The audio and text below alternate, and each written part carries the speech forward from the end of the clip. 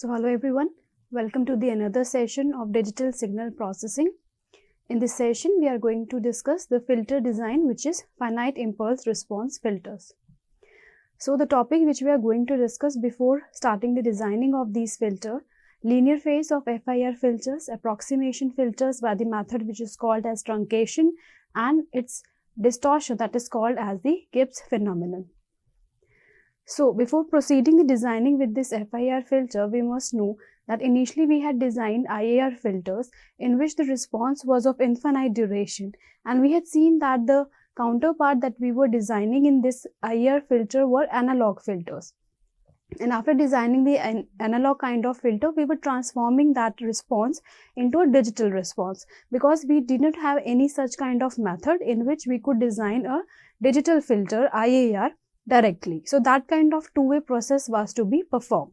But the beauty of this FIR filter is that we can design a digital FIR filter directly by using versatile methods, and out of all the methods available, we'll be discussing one most popular method which is called as windowing.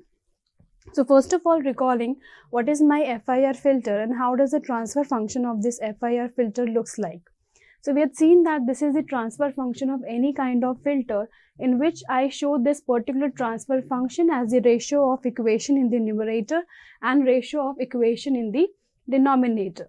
And the coefficient of these equations, which are characterized as zeros of this particular polynomial, and denominator is weighted by this poles of this particular equation, and this is correspondingly these coefficient on the basis of which we define the response of this particular filter. So if this is the overall transfer function of a filter, and I need to define one special kind of filter, that is FIR, then n is equal to 0. That means in this particular term, this is n summated from 1 to n, and in numerator the summation goes from k is equal to 0 to m. So this is this summation maximum value n that we are talking here about. This is 0. That means in the denominator this particular summation is 0. So in the denominator I am only left with one constant, that is 1, or in a simple language I can say this denominator part does not exist. There is no feedback, because this denominator equation is responsible for all the part which I call as output being fed to input.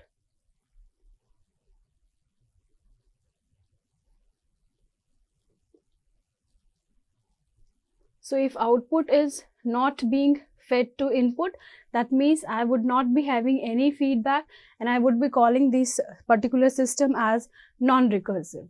So this is the equation. If I substitute n is equal to 0, the denominator disappears, and this is the characteristic equation which is defining my FIR filter,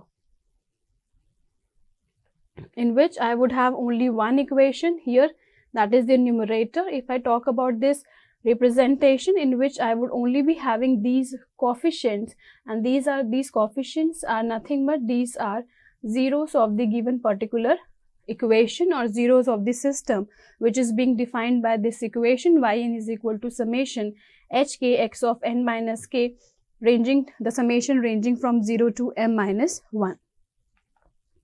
So when I talk about this particular equation, that means I am talking about a filter which is called as all zero filter, because these coefficients are only zeros and no poles are present because of absence of the denominator equation, or I can say absence of any component of yn in the input. Or I can call this network or this system as feed forward because of the lack of the feedback path, or I can call it as non-recursive or transversal kind of system. So this digital FIR filter, they cannot be derived from their analog filters. So in the form of this rational analog filter cannot have a finite impulse response. So we'll be directly designing an FIR filter in the digital domain itself. So the very first condition that whenever we talk about the FIR filter is its linear phase, and that is the only thing by which we prefer these FIR filter whenever we want to apply filtering into such application where distortion cannot be tolerated, distortion in the phase cannot be tolerated. So they have exactly linear phase response, which is the most important characteristic of these kind of filter. This is any response of a system, and a response of a system is being shown as magnitude response and the phase response. So these are two terms to which we define a filter. Either I want to work or manipulate the amplitude part, or I want certain kind of manipulation in the amplitude or magnitude part. So I need to see this linear phase kind of property from this kind of representation. So I know that journal FIR filter, they may or may not be linear, but there is certain condition. If a particular given equation satisfies that equation, I would call that FIR filter as a linear phase filter. So we'll be deriving and seeing that what are those conditions with the help of which a filter can be categorized as linear or non-linear. The very first condition is being represented as Hn is plus minus h of n minus 1 minus n. That is simply the property of coefficient. Either the coefficient are symmetrical or they can be anti-symmetrical.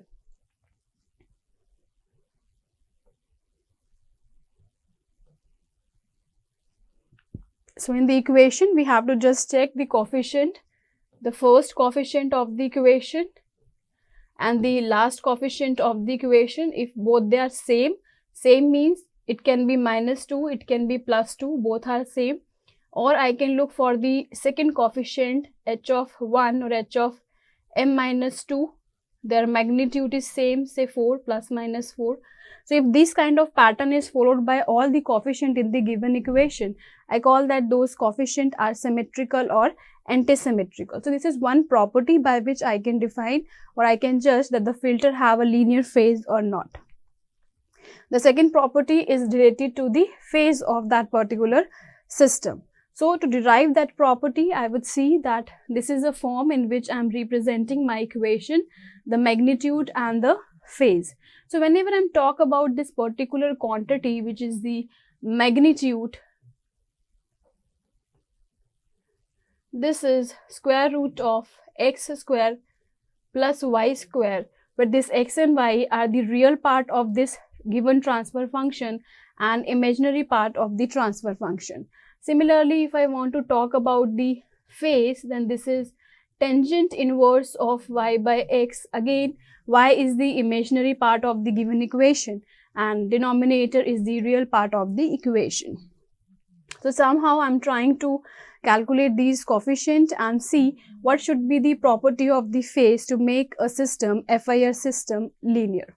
So FIR can have, these filter can have linear or non-linear phase depending upon the delay function, namely the phase delay and the group delay. So how do we talk about this phase delay and the group delay? If we talk about one particular frequency of a signal, we may talk about a signal which is a band of frequency having multiple frequency component composed into it. So we have to see whenever it is passing through one particular system, how much amount of delay is being offered. If this is one particular frequency and it is giving every frequency a delay of say 2 seconds, the envelope of this particular signal would remain same at the output, may be shifted by 0.2 seconds. Similarly, if I have a signal which is a band of the frequency and I am passing this signal to certain system and system is offering delay of this say 0.2 second to all the frequency component. So every frequency component would be shifted by the same amount. So this envelope would remain the same. So I would call this system is linearly providing the delay to my signal, envelope remaining the same. That means only shifting would be there. If a signal is being received at 1 second, it may be received at second. But I would say that my system is linear and there is no play with the phase of these particular signals. But the second condition, this first component is offered a delay of 0.2 second. Second component is offered a delay of say 0.3 second. The third component is offered a delay of 0.4 seconds. Then the complete envelope that I am receiving at the output would change. So all the information that I wanted to transmit has now been distorted. So this is a result of having a system which has non-linear phase. So I have to create a system which provides equal delay to all the frequency component of the signal. Then only I would call this particular system as a linear phase system. So these are mathematical representation of phase delay and group delay of the system, represented as minus phi omega by omega, and differentiation of phi omega, the phase of that system, with respect to omega. If these two quantities comes out to be constant, I can say that my FIR system has a linear phase. So group delay is defined as the delayed response of the filter as a function of frequency to a signal omega.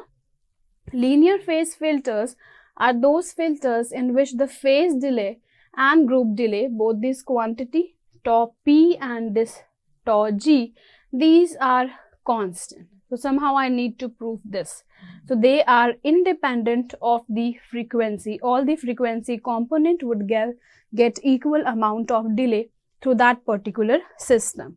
So these linear phase filters, they are also called as constant time delay filters as well. So let us obtain the conditions which satisfy this property that the system should have a constant phase and the group delay. So this ratio phi omega by omega is equal to negative of tau. Tau is the amount of delay which I am offering to all the frequencies of the signal. And if I talk about this phi omega, if I want to talk about this phase of the system, this is tangent inverse imaginary of h divided by real part of h. So this is equal to, from this equation, phi omega is equal to minus omega by tau. So substituting this equation here. Now imaginary part of a given function is sine omega, and imaginary part for this particular equation, ex, is my cos x plus minus j sine x. So whenever I expand this, sine would be the imaginary companion and cos would be the real part. So simply expanding here, taking the imaginary part in the numerator and real part in the denominator. Simply cross multiplying these two equations, where tangent can be expanded as ratio of sine and cos, and these can be cross multiplied and equated together. So I'm getting these two equations. Now bringing this equation onto a left and equating this complete equation to 0. So this is the equation to which I need to find the solution. So particular solution to this equation is hn sine of omega tau minus omega n is equal to 0. So this is nothing but simply, if I say you what is the trigonometrical representation of sine x cos y minus cos x sine y.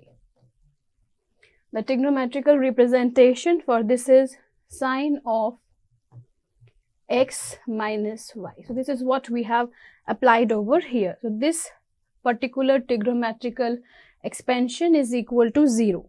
This condition would be satisfied only if this tau, the value of this tau here, is m minus 1 by 2. That means this n is ranging from 0 to m minus 1. So if delay provided by system is the function of m minus 1 by 2, say if m is 7, then 7 minus 1 by 2 is 3. So if system is offering me a delay of 3 units, then I would say that this is the solution of this particular equation, and I would see my system would have a constant phase delay. So this is a phase satisfying equation for my FIR system, and the first equation was symmetry and anti-symmetry of the coefficient. So if both of these two equations are satisfied by my filter or the response function I have, I would call that particular system to have a constant phase delay system, or I may say that the phase of the filter is linear. So by simply looking at the given equation, calculating the delay and calculating the or justifying the property of symmetry and antisymmetry of the coefficient, this statement can be proved. So here with this example, I can see the length of the filter is given to be 9, and I need to tell if the filter has a linear phase, then the previous equation, this equation is satisfied. That means I need to put the value of tau and solve this expression in such a way that my result is 0. So if m is 9, then tau comes out to be 4. Putting this value of tau into this standard equation, expanding all the samples, what do I see? That this is h0 sine 4 omega, this is h8 sine function of minus 4 omega, and from the property of linear phase, I know that it is going to follow the property of symmetry of the coefficient, that is h of m minus 1 minus n is there. So this coefficient and these coefficients are same, h0 and h8 are same, so they directly cancel out. Similarly, all other samples cancels out and the result is 0. So that means this given equation is satisfied for the filter which is having length 9. Similarly, if we have another filter which has a length of 11, I need to calculate the magnitude response and I need to show that the phase and the group delay are constant. This is a given system. So I would expand this equation. For m is equal to 11, tau comes out to 5. This expanded equation would get the value of tau. I would rearrange the equation, put the equation of symmetry and antisymmetry, and would try to see here that this is a particular function I get after solving all these equations. So what do I see? That this is my magnitude part and this is my phase part. In the magnitude part, I know that e raised to the power minus j omega. So from here, this phi omega comes out to be 5, or you may say minus 5. So ratio of these function, that is phi omega by omega, is 5, which is a constant quantity. And if I differentiate minus phi omega, d by d omega of minus 5 omega would come out to be minus 5. So this is also 5. Both the quantities, the phase delay and the group delay, they are the constant quantity. So I can say that the phase is the constant. So now how to design this particular FIR filter? The technique is the truncation of the infinite response. So whenever I have a frequency response of a digital filter, let me express this with the help of the Fourier transform in the form of Fourier coefficient. I know this is the Fourier transform and this is the inverse Fourier transform. For any kind of system function, different system function, what do I see when I represent an equation with the Fourier coefficient? The first thing is the impulse response that I obtain after this representation has infinite duration, and such kind of systems would be non-causal and unrealizable. Whatever delay I may offer to that system or signal, the impulse response won't become realizable. So that means for FIR system where I want to have finite response, I cannot represent them in the form of direct Fourier transformation. So what I have to do? I have to look upon another technique in which I simply truncate the infinite response at certain sample value.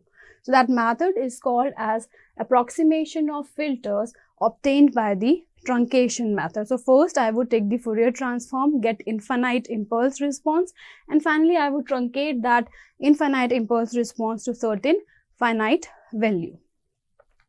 So I would see that in the case of normal low pass filter, if I talk about the transition from the pass band to the stop band, certain kind of response that I get is the digital response, which is more or less like the response we have just talked about. which reaches till infinity. This is for the rectangular window. But if I talk about other function as well, this is my sine function. When I represent it frequency response, this extends till infinity. If I have a square wave, these are decreasing amplitude samples but extend till infinity. The impulse function would have a response which has a constant magnitude reaching till infinity. And I know whenever I want to process this signal with the help of a microprocessor or a computer, I do not have infinite memory.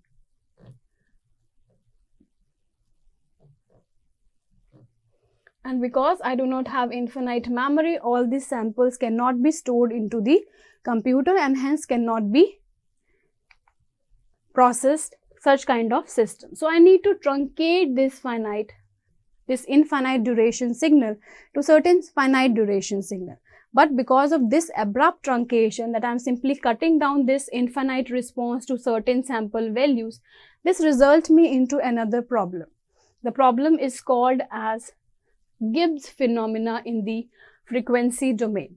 So what do I see? That since some of the samples in the time domain, the samples which are reaching towards infinity, I am not using them in the computer to reconstruct this signal. So this loss of the information which I have truncated, that would lead to the oscillations and certain kind of ringing effect into the analog signal whenever I would try to play it back.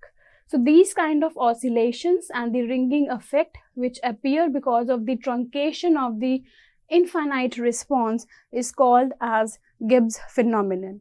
So how this ringing effect appears? If this black color dark line was my square kind of response and this was the desired response shown with the red line, I may see there are certain fluctuation about the desired amplitude.